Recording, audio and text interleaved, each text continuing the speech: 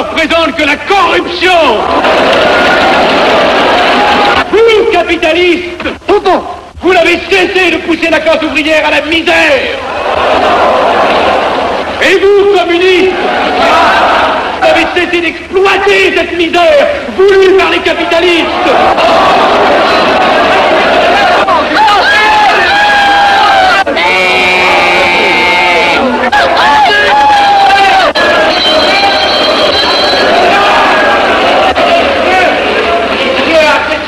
Et vous tous, parlementaires, désuets et périmés, n'acceptez pas le parlementarisme.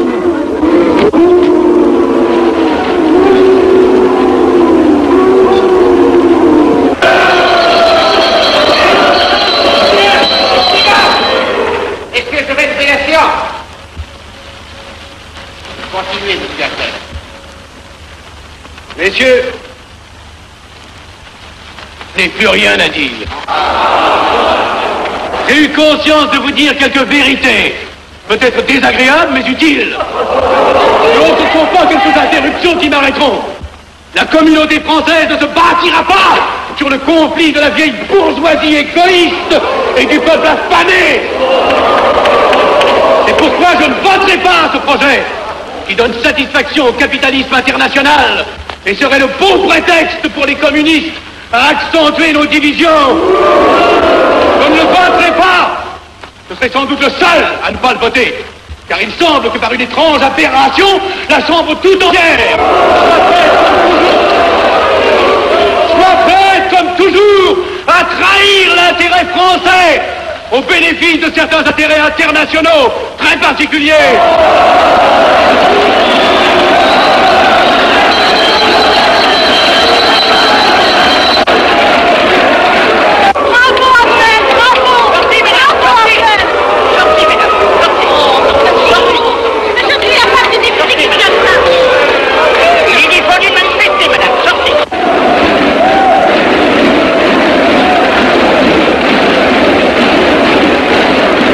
Il a du courage, ce petit Abnel. Ceux qui nationaux trop puritains nous font perdre notre temps. Il faudrait l'éduquer un peu. De quelle loge est-il? Il n'est pas de chez nous, mon frère Dubois. Tout s'explique. Voilà un garçon intelligent qui a besoin d'une méthode et de conseils. Présentez-le donc. Il est sensible, il faudra procéder avec précaution. Envoyez-lui la rivière, il saura le persuader. J'y vais.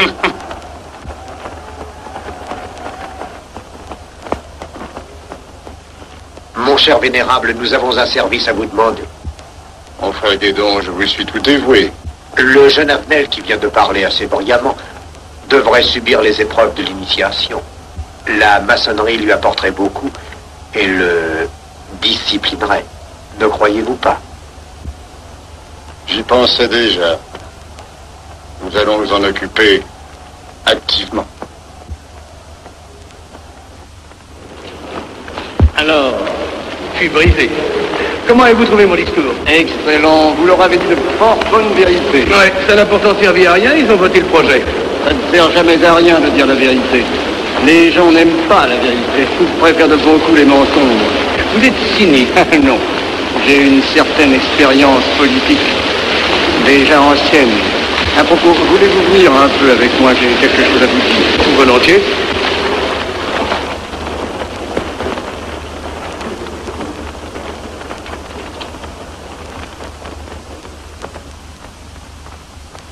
Voyons, je voulais vous dire, si nous reprenions notre conversation sur la franc-maçonnerie, vous m'avez dit l'autre jour que vous étiez curieux de connaître cette association. Ah oui, on en dit tantôt du bien, tantôt du mal. Je vous avoue que je n'aime pas beaucoup les sociétés secrètes. La franc-maçonnerie n'est pas une société secrète. C'est une société discrète. Pourquoi éprouves-tu tant de répugnance à me faire entrer dans la franc-maçonnerie? Cette association me semble suspecte. Il ne doit y avoir que des arrivistes là-dedans. Non, voyons, sont peut-être aussi des braves gens animés d'un idéal sincère. Le texte qu'ils m'ont donné est rempli de bonnes idées. Tu me diras que ça n'est qu'un programme affiché à l'entrée, mais il me paraît loyal. Tu es un honnête homme, mon chéri. Mais tu as un grand défaut. Ah, et lequel? Tu ne vois jamais le mal. Tu imagines que les autres sont bons comme toi-même. C'est pourquoi tu as toujours des déceptions. N'importe, je suis décidé à tenter cette expérience. Alors fais-la. Je souhaite me tromper. Quand vas-tu te présenter chez ces gens? Mercredi. Déjà.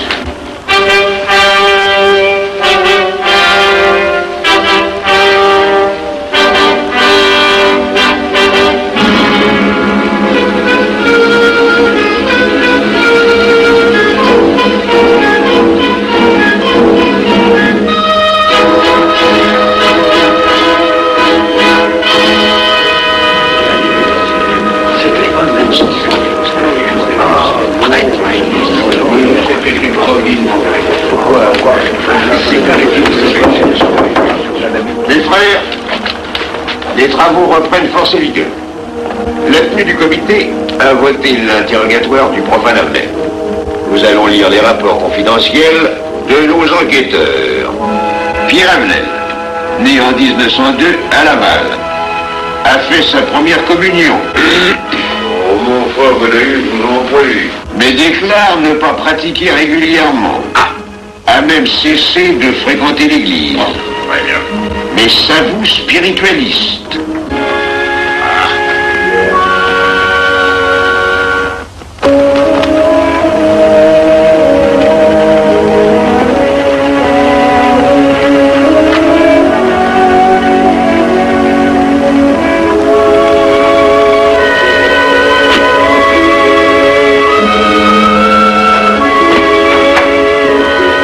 Monsieur, voulez-vous me citer? Permettez-moi de vous bander les yeux.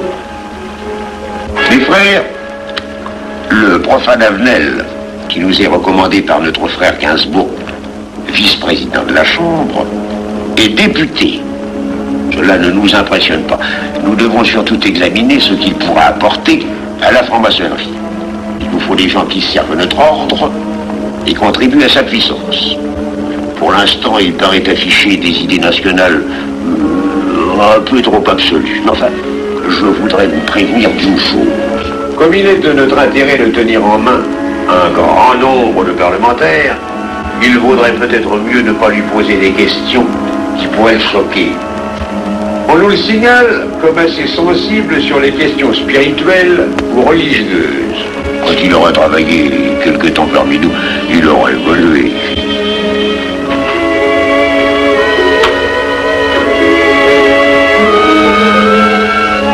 Voilà, le silence le plus absolu, mes frères. Qui frappe ainsi régulièrement à la porte du temple? C'est un profane qui demande à être interrogé, vénérable maître. Faites entrer le profane.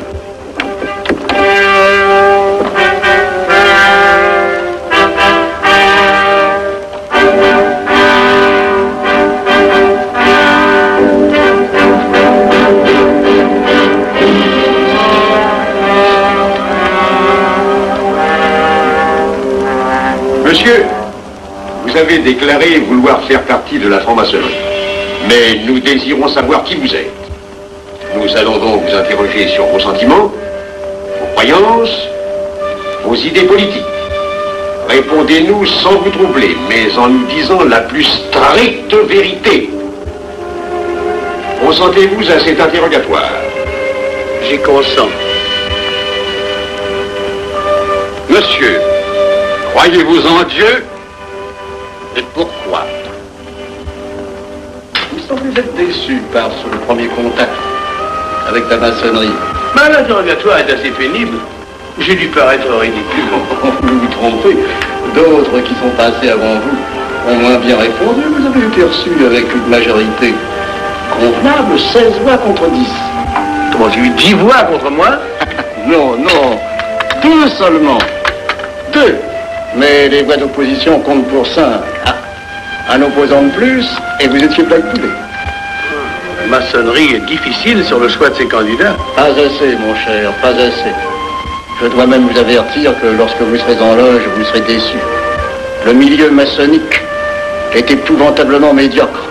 Vous verrez que vous nous apporterez plus que vous ne recevrez. Mais ces rites dont vous m'avez parlé, ces initiations mystérieuses... De bêtises. Il y en a qui y attachent un certain sens symbolique. La plupart des maçons rient eux-mêmes de ces vieilles pratiques désuètes.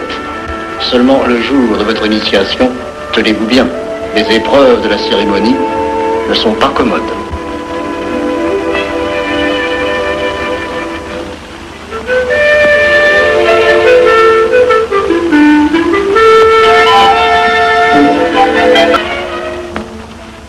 Bon, attendez à la buvette, là. On viendra vous chercher. Mais c'est entendu, mon cher, je m'occupe de ton affaire. Tu peux compter sur moi. C'est très important. Mais c'est entendu. Excuse-moi, la tenue va commencer, je suis un peu en retard.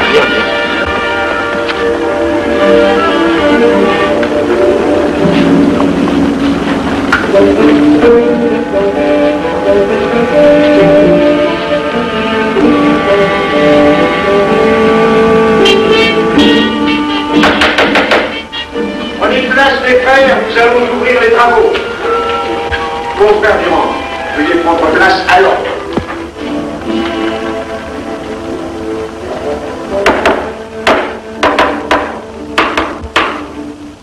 Frère premier surveillant, êtes-vous franc-maçon? Mes frères me reconnaissent comme tel, vénérable maître. Frère second surveillant, quel âge avez-vous? 3 ans, vénérable maître. Frère premier surveillant, quel est le premier devoir d'un surveillant en loge? Vénérable maître, c'est d'assurer que le temple est couvert. Veuillez vous en faire assurer par le frère couvreur.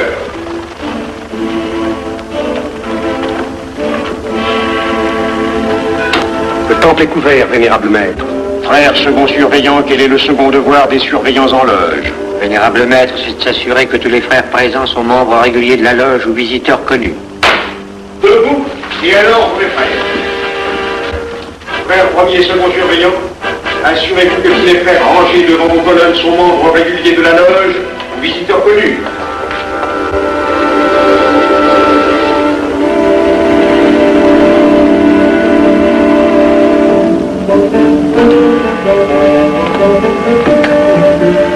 Vénérable maître, les frères qui décorent l'une et l'autre colonne sont membres réguliers de la loge ou visiteurs connus. Il en est de même à l'Orient. Frère premier surveillant, à quelle heure les francs-maçons opèrent-ils leurs travaux? À midi, vénérable maître. Quelle heure est-il, frère second surveillant? Il est midi, vénérable maître. Puisqu'il est l'heure du travail, frère premier et second surveillant, invitez les frères de vos colonnes à se joindre à vous et à moi pour ouvrir les travaux de la respectable loge des enfants de l'univers Orient de Paris, au grade d'apprenti, en la forme accoutumée. À moi, mes frères, par le signe, la triple batterie et l'acclamation.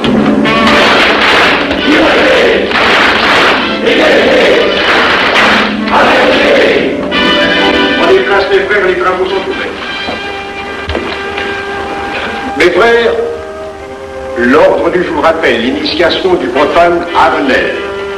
L'atelier a voté dans une précédente tenue la mission du dit profane. Nous allons donc ce soir le recevoir solennellement. Mon frère couvreur, veuillez aller chercher le profane Avenel qui a écrit son testament philosophique dans le cabinet de réflexion.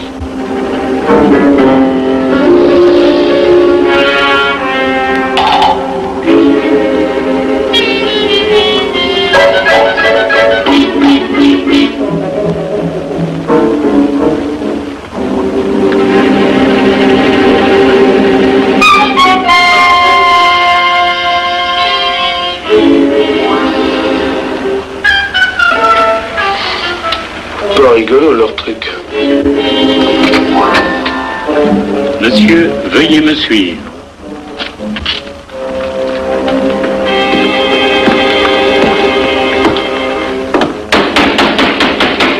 Qui frappe ainsi régulièrement à la porte du temple?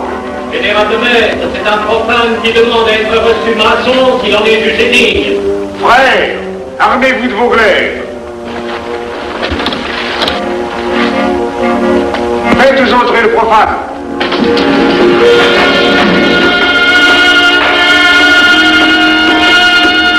Laissez-vous, monsieur.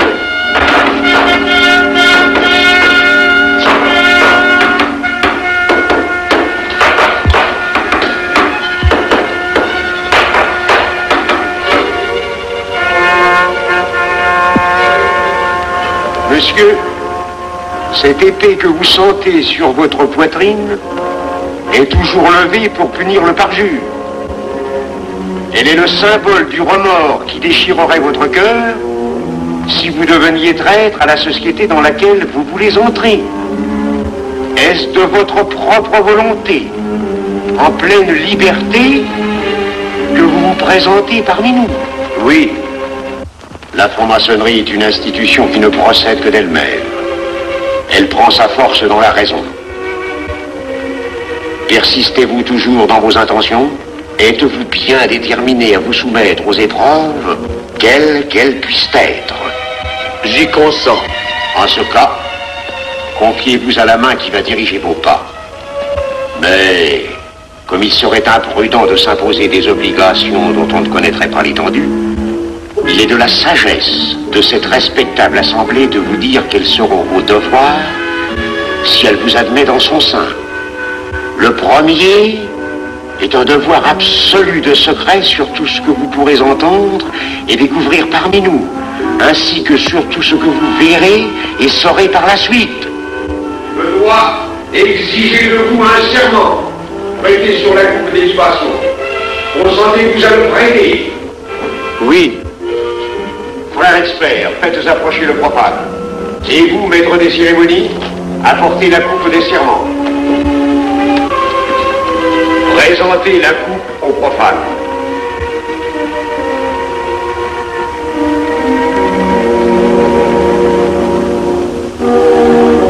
Prononcez avec moi le serment. Je m'engage sur l'honneur, au silence le plus absolu, sur tous les genres d'épreuves qu'on pourra me faire subir. Je m'y engage. Vous devez connaître toute l'importance d'un serment. Si jamais vous manquiez à une parole aussi solennellement donnée, buvez. Buvez! Buvez! Que ce breuvage amer soit pour vous le symbole de l'amertume et du remords que laisserait dans votre cœur le parjure qui aurait souillé vos lèvres. Frère expert, emparez-vous du profane et faites-lui faire son premier voyage.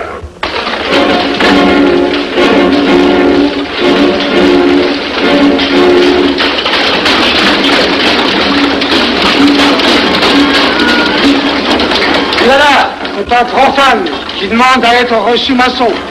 Comment ose-t-il l'espérer? C'est qu'il est libre et de bonne mœur. Puisqu'il en est ainsi, qu'il passe.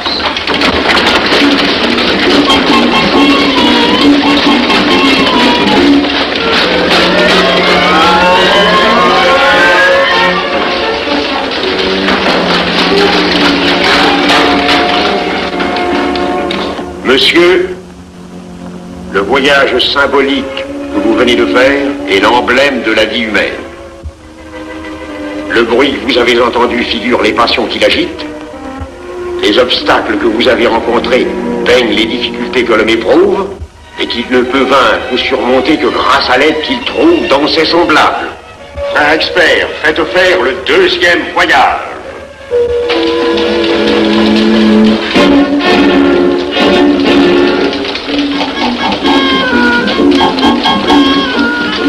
Qui va là? C'est un profane qui demande à être reçu maçon. Comment ose-t-il l'espérer? C'est qu'il est libre et de bonne mœur. Puisqu'il en est ainsi, qu'il passe et qu'il soit purifié par l'eau.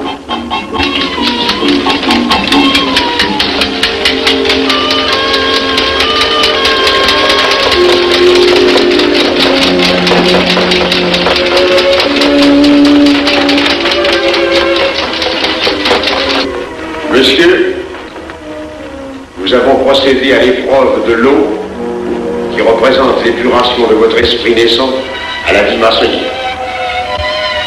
Votre cœur doit être limpide comme l'eau pure. Frère expert, faites faire le troisième voyage.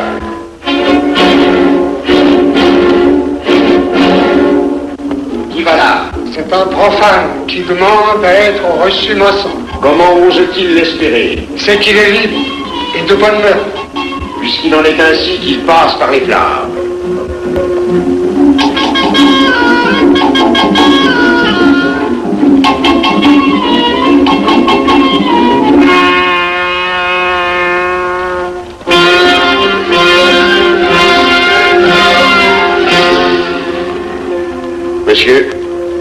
Les flammes dont vous avez été environnés ont achevé vos épreuves.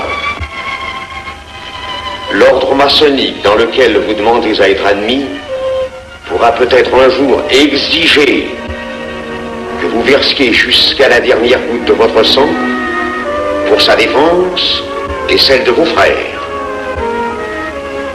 Je vais maintenant vous faire prêter serment à la franc-maçonnerie. Frères experts, amenez le profane à l'autel. Les frères, debout, à l'ordre et glaive aux mains.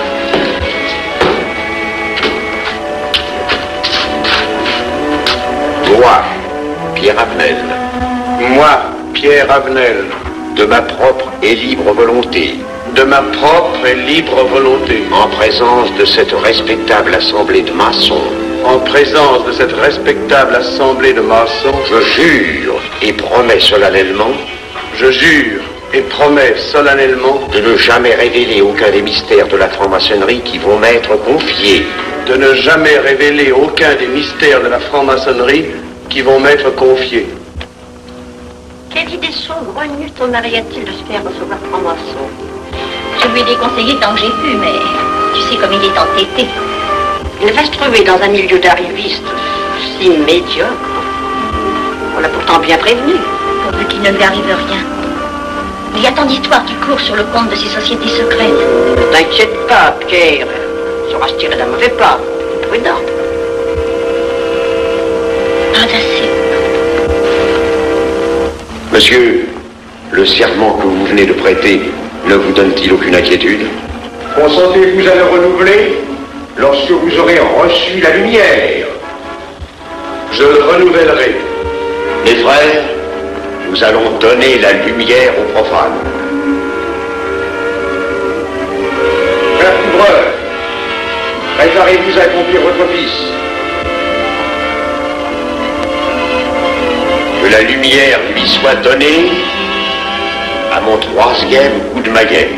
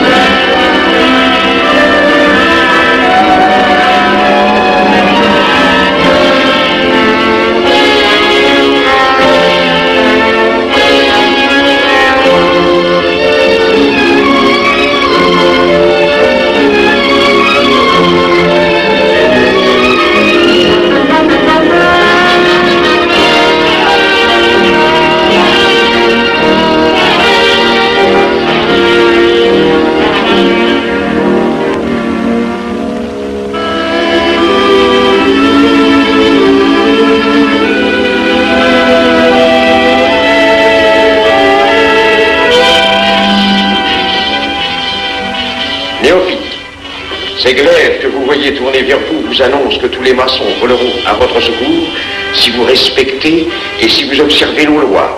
Mais ils vous annoncent aussi que si vous trahissez votre serment, vous n'échapperez pas à la vengeance de tous les frères répandus sur la surface du globe et qui ont juré de punir le parjure. Le jurez-vous, mes frères?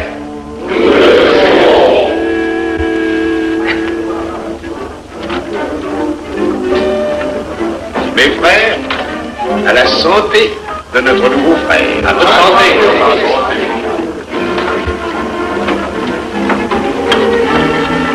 Mon très cher frère, qu'est-ce que vous pensez de cette soirée? Eh bien, c'est curieux. Cette cérémonie est très impressionnante. Mon cher frère, pourrais-je vous laisser ma carte au cas où vous auriez besoin de mes services? Je vends de tout, de la bonneterie, des chaussures, du savon à des prix invraisemblables. Tu permets, mon cher Lévi-Stein? Je t'en prie. Mon frère Avenel, nous allons bientôt vous mettre à contribution. Oui, un de nos amis de notre loge voudrait un bureau de tabac. Le Grand Orient est submergé de monde en ce moment. Avec vous, ça ira peut-être un peu plus vite. Volontiers. Je vous remercie. Ah, dans quelque temps, je vous parlerai aussi d'une autre affaire. Depuis plusieurs années, j'ai droit à la Légion d'honneur. Je ne m'en suis jamais occupé, je n'ai pas dérangé nos amis pour ça, on leur demande déjà tellement de choses, n'est-ce pas? Vous m'aiderez? À votre service. Merci. Alors, on envoie. Ah non, comme ça. Voyez-vous, des petits coups secs avec le pouce, là, comme ça. Pom, pom, pom. Essayez. Pom, pom, pom. Et ben voilà. Avec ce signal-là, on ouvre toutes les portes.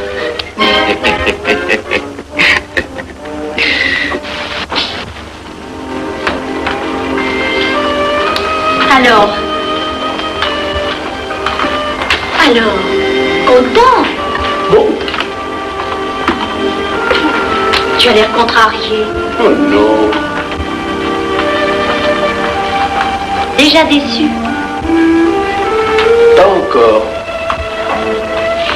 Tu me raconteras la séance. Ah, j'ai juré de ne rien dire. Même à moi? Écoute, c'était pas ridicule. C'était étrange.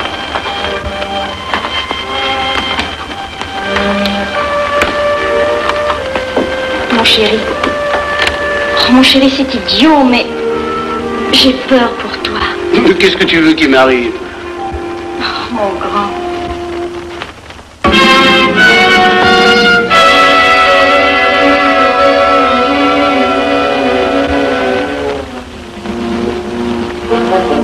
Mon très cher frère Avenel, vous êtes député.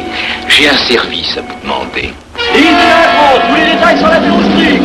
Mon très cher frère, si vous pouviez m'obtenir cette place, vous me feriez plaisir.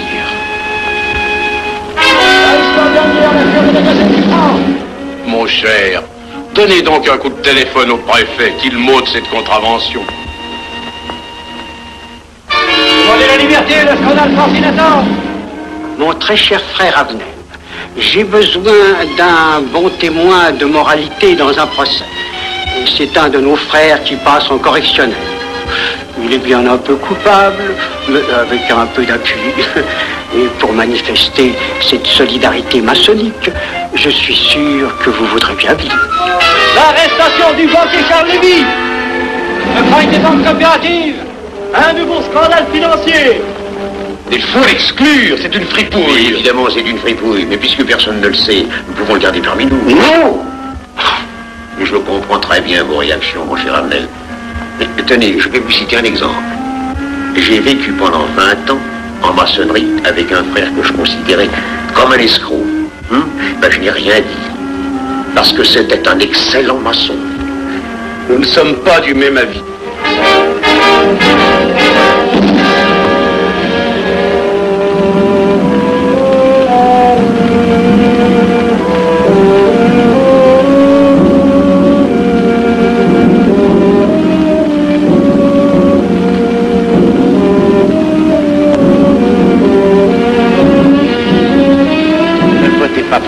Pourquoi?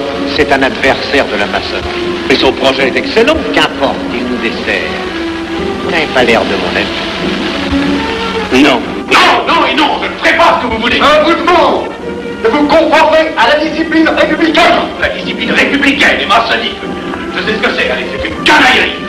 Mon frère, ne laissez pas vos paroles dépasser votre pensée. Oh, ne croyez pas que je sois en colère, non, j'ai tout mon sang-froid au contraire. Et c'est pour ça que je ne voterai pas cette loi unique. Vous détruisez ce pays en empoisonnant doucement. Mais vous ne parlez pas sérieusement. Mais vous ne comprenez donc rien.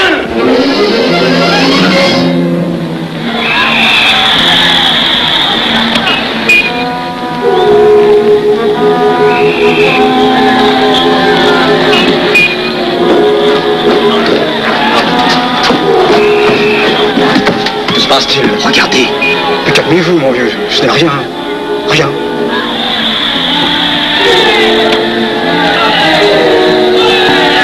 Que croyez-vous qu'on doit faire? Rien. Surtout rien. Pas de pareil cas écoute attendre. Et croyez-moi, il n'y aura pas d'incident. Tous ces gens vont rentrer se coucher. Ils sont fatigués de leur crier.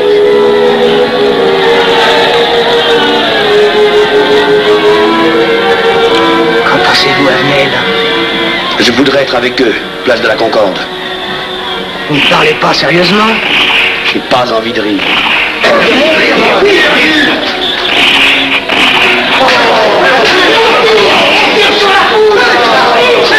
Il faut arrêter ça, oui. Mais surtout, faut arrêter ça.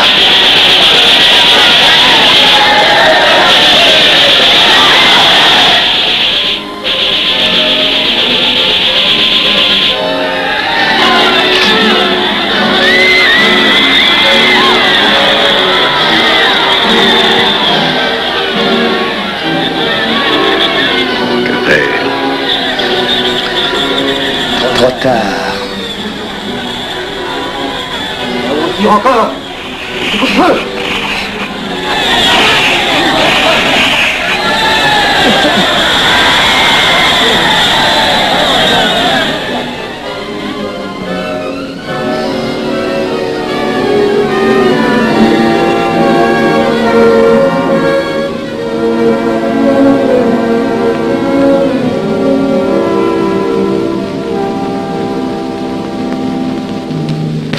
Messieurs, nous avons établi définitivement la liste des membres de la commission d'enquête. Tout le monde est bien d'accord pour la soumettre au vote de la Chambre. Pas d'objection? Le projet est accepté à l'unanimité. La séance est levée.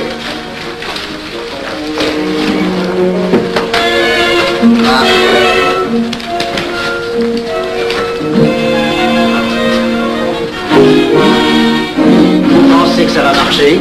Je ne prévois pas d'opposition. Si cela est ainsi, nous risquons de nous en tirer.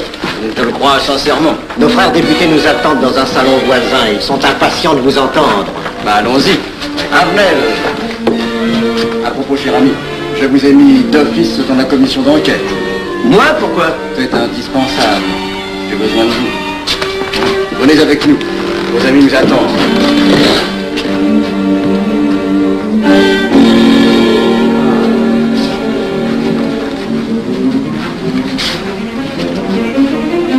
Mes frères, puisque nous sommes entre nous, je puis vous dire bien confidentiellement que nous allons traverser ces événements graves sans trop de dommages. La commission vient d'accepter tout à l'heure les listes que nous avons proposées pour la commission d'enquête. Beaucoup de nos adversaires en font partie, mais dans l'ensemble, les maçons sont encore en majorité. Rassurez-vous donc, ni la République ni la maçonnerie ne sont perdues. Elles ont traversé une crise grave. Elles sortiront renforcées de cette épreuve. Merci.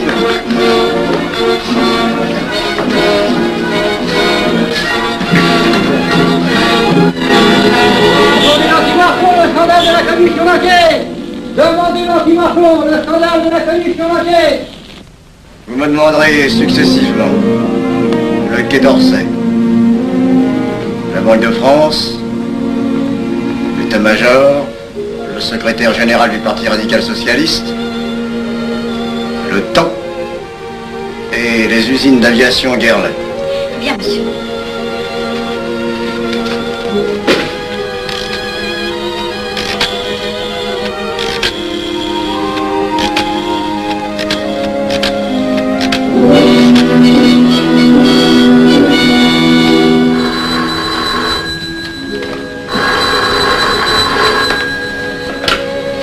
Allô, le chef de cabinet du ministre. Allô? Mais oui, passez-le moi. Lui-même, à vos ordres, votre très cher ami. Je ne peux rien vous dire par téléphone. Il pleut. Vous me comprenez? À merveille. Alertez tous nos amis à l'étranger. Qu'en aucun cas, on ne parle de nous. Silence. Compris. Allô, ici Général Maisonnat. À vos ordres, mon cher Larivière. Je compte sur vous, mon cher général, pour que l'armée ne varie pas politiquement. Elle doit rester divisée, avant tout. Ne craignez rien, j'ai déjà procédé à des changements importants. Tous les officiers suspects d'être contre nous ont été éloignés de Paris et séparés les uns des autres. Mes frères, il est indispensable de franchir cette mauvaise passe. Il ne faut pas trop de mouvement de course. N'est-ce pas, mon frère sous-gouverneur? Nous maintiendrons la monnaie. La presse de droite doit essayer d'attaquer la presse de gauche. Pendant quelque temps. Pour donner le change. C'est entendu.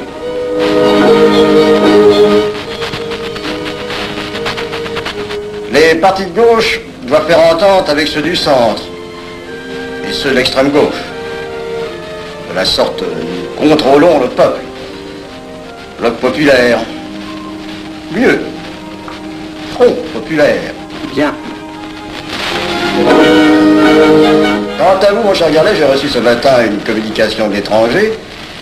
On nous demande d'envoyer immédiatement du matériel d'aviation en Espagne, moyennant quoi nous aurons tous les appuis politiques nécessaires. Même nos prototypes. Surtout nos prototypes. Ne croyez-vous pas que ce serait dangereux pour notre défense nationale? Faites ce que je vous dis.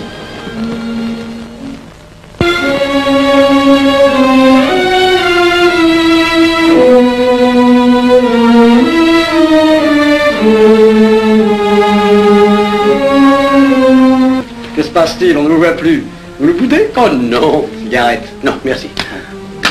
Dites-moi, pourquoi avez-vous refusé de faire partie de la commission d'enquête? Oh, j'ai beaucoup de travail en ce moment et je fais déjà partie d'autres commissions. Avenel, répondez-moi franchement. Ce n'est pas parce que nous avons eu l'autre jour une petite discussion bien fraternelle? Eh bien, justement, si. Je voudrais vous parler de la franc-maçonnerie. Ah, mais bien, voyons, mais bien entendu. Asseyez-vous. Alors, je vous écoute.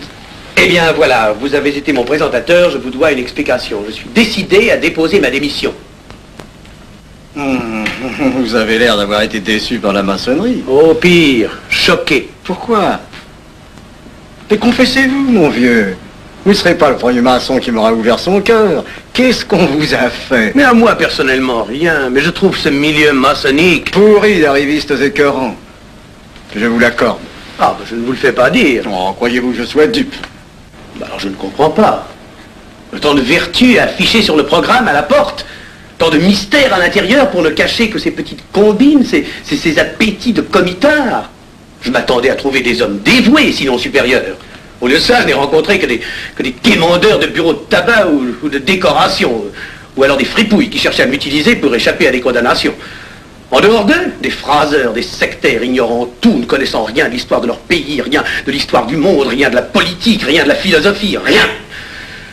Ah, des cerveaux vides, mais des dents longues et des langues folles. Et c'est cela qui gouverne la France. Quel grade avez-vous maintenant? J'ai été initié à la maîtrise il y a peu de temps. Eh bien, si vous avez le courage de vivre encore quelques années dans la médiocrité des ateliers bleus, vous passerez ensuite aux ateliers supérieurs. C'est mieux? C'est autre chose. Voyons, vous êtes 33e, n'est-ce pas? C'est le grade le plus haut dans la maçonnerie. Mon petit Avenel, je vais vous révéler, quoique je ne le doive pas, ces fameux secrets maçonniques dont on fait tant de mystères. En maçonnerie, on cache tout aux petites gens. En bas, vous ne savez rien. En haut, vous commencez à voir un peu plus clair dans le jeu mondial. Moi-même, je ne suis pas totalement éclairé sur les intentions des dirigeants de notre ordre. Et quand je dis dirigeants, je me trompe. Il n'y a pas de chef chez nous. Il n'y a que des exécutants. Je suis un pion sur un échiquier, j'accomplis une fonction. Je reçois des messages. J'obéis. Je transmets. J'agis. Mais qui dirige? Personne. C'est beaucoup plus compliqué et simple en même temps qu'on ne pense. Qu'est-ce que la maçonnerie?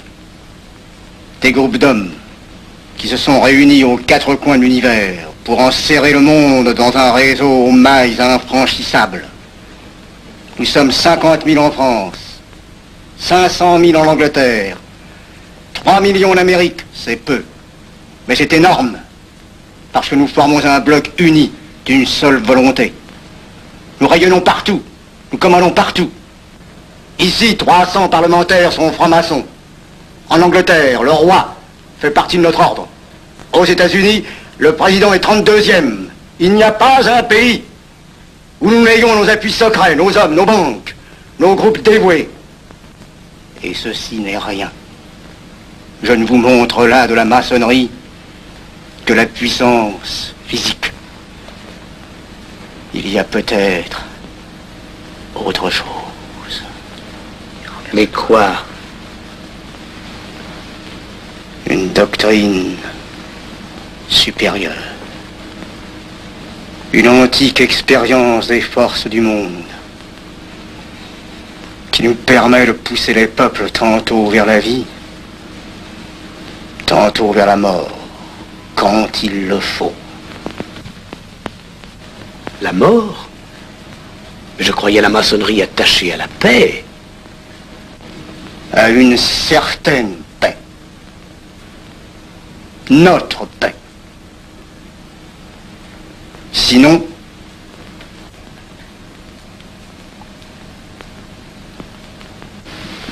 alors, cette démission, je vais réfléchir.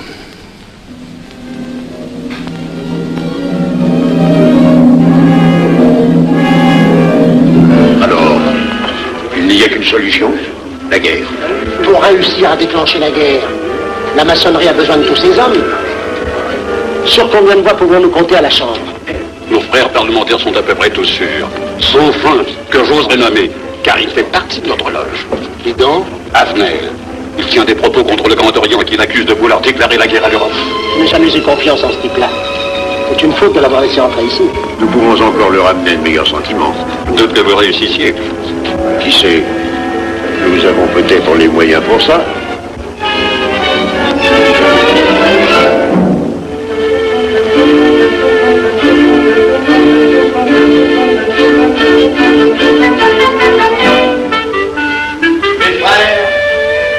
L'aviation allemande n'a pas d'appareil. Plus de 2000 accidents d'avion l'année dernière en Allemagne. La ligne Siegfried est à peine construite. Les tanks allemands marchent difficilement. Un détail entre autres qui m'a été rapporté par un de nos frères. Quand leurs tanks sont entrés à Vienne, on fait affirmer que certains d'entre eux étaient en garçons et montés sur des roues de bicyclette. Croyez-moi, mes frères, rien ne peut vaincre l'armée française, Dieu lui fait tôt. Nous avons de l'armement considérable. Jamais nous n'avons été plus près. En 15 jours, nous réglerions le sort de l'Europe. Et notre paix serait établie définitivement. Notre victoire est sûre. C'est faux. C'est faux. Silence. Ce que dit cet homme est faux. Mon frère, je vous rappelle à l'ordre. Vous n'avez pas la parole. Je le sais. Mais je suis député et membre de la commission de la défense nationale. On ne peut pas laisser se prolonger un discours aussi manifestement erroné. Les appréciations de monsieur, notre frère expert, ou si vous voulez, sur l'état de notre armée et sur celle de l'Allemagne sont des mensonges. Notre armée n'est pas en état de résister. La faiblesse de notre aviation est flagrante. Mon frère, vous n'avez pas la parole. Peu m'importe. J'ai 3 mots à dire et je m'en irai. Puisque je vois qu'ici vous ne voulez pas entendre la vérité. Vous la direz tout à l'heure, après l'exposé de notre frère. Non, vous la direz immédiatement, avant d'entendre des stupidités bellicistes. Les couteaux, maçons, poussez à la guerre.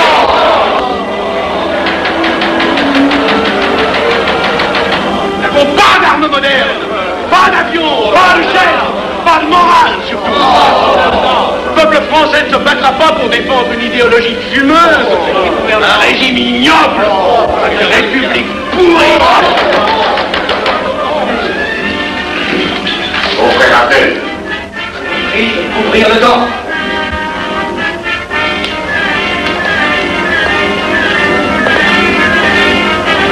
Vous êtes tous des menteurs et des faussaires. Tout chez vous n'est qu'une sinistre comédie.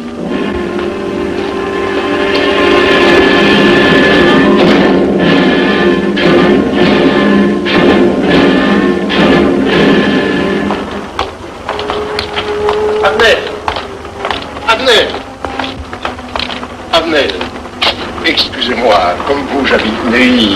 C'est pourquoi je me permets de vous rejoindre. Oui, vous avez fort bien fait, mon frère. J'étais près de vous à la tenue. Je voulais vous féliciter. Oh, merci. Vous avez très bien fait de leur crier des vérités. Ce sont des fous. Malheureusement, il est impossible de leur faire entendre raison. Les événements sont pourtant indiscutables. Oui, oui. Dites-moi, j'ai des documents confidentiels sur l'action actuelle de la maçonnerie qui peut-être vous intéresseraient. Des documents? Oui, oui, des documents. Vous êtes député, il serait utile et urgent que je vous les communique. Mais je crois bien, où sont-ils? Chez moi, pas très loin d'ici. Si vous avez quelques minutes, oui, volontiers, allons. Alors, qu'est-ce qu'on décide? Pétard ou couteau? Le couteau, ça fait moins de bruit. Attention, les voilà.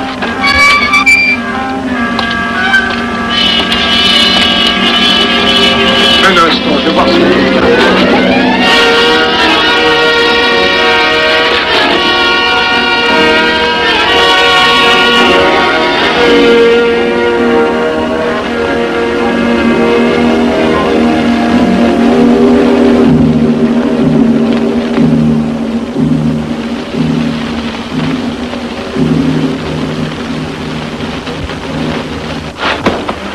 Ne t'inquiète pas, mon chéri. Tu guériras tout. Le docteur a dit maintenant que tu étais sauvé, à condition d'être sage.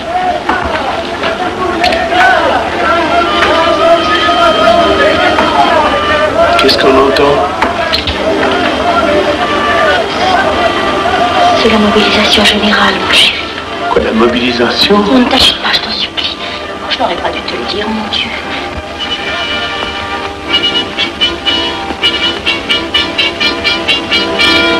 Ne fais pas, mon chéri.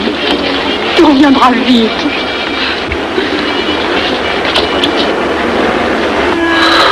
Les brutes. Ils sont arrivés. Ils ont réussi à déclencher leur guerre. Oh, ne bouge pas. Tes plaies sont à peine fermées. Si j'étais pas tombé sous les coups de ces criminels, j'aurais peut-être pu arrêter ça. Mais non, tu n'aurais rien pu empêcher, mon chéri. Ces hommes sont plus forts que toi. Ils ne t'auraient pas manqué.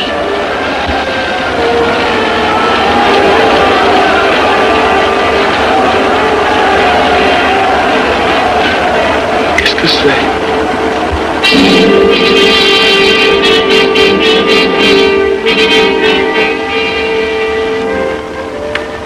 Les malheureux. S'ils savaient ce que je sais.